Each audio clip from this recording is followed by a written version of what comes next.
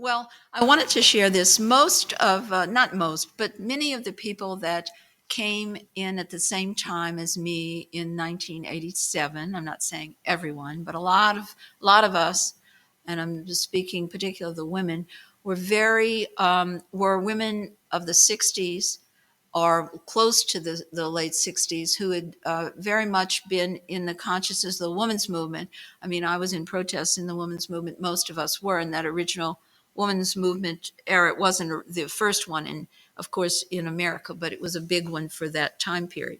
So we came in with a lot of woman consciousness and wanting to live as freely as we could as a woman and take on whatever role or whatever work or whatever creativity that we wanted to do. And that was important to us to model and to begin to model the kind of person that a woman should have the freedom to be, which is whatever she wants to be. So one of the things, and there was a lot at that time.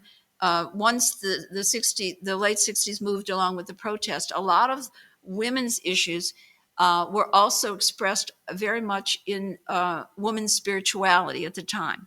And so it was interesting. Many women who came in perhaps it's also is true of the 70s, but all I know is the 80s. That's when I came. Most of us really wanted to have circles together. We wanted to support each other. So there were many women's circles, women's support groups.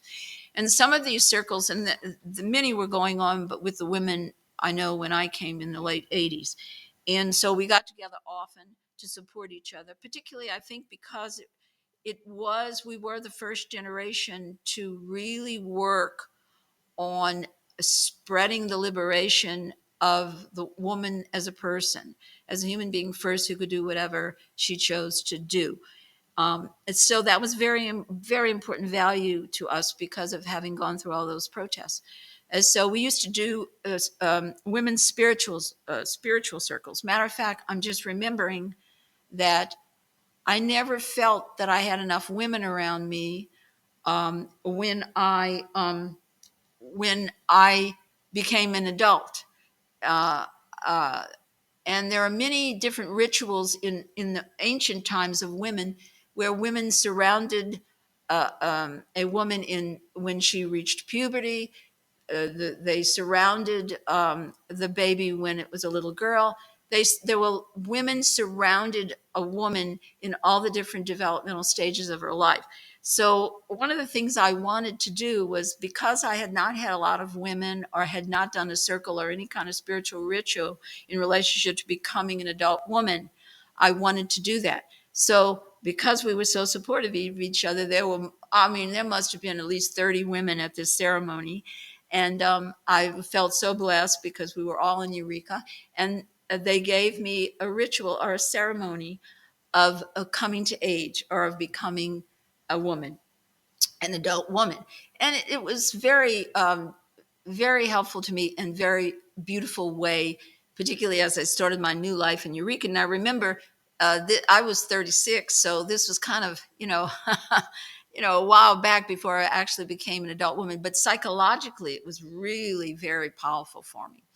And the other thing we used to do is we used to have women's circles, and we used to collect rocks in the hillsides, and we called it the goddess rock, or the spirit, the divine feminine, a goddess rocks. I have them to this day, and they were always rocks that had a circle in them and that you could see through the rock.